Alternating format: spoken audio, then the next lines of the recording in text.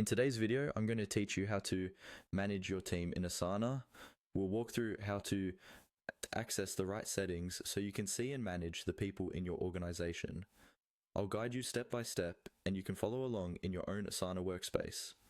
First, make sure you're logged into your Asana account and that you have the right permissions, usually as an admin or a member with access to the admin console.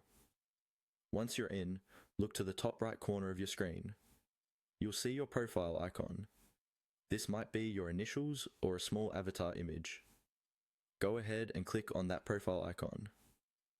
This is where Asana keeps all of your account level options, including the controls for managing your team.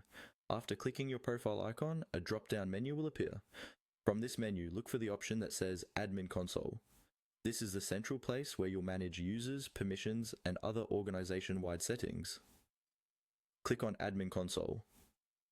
If you don't see this option, it usually means you don't have admin rights, and you may need to contact someone in your organization who does.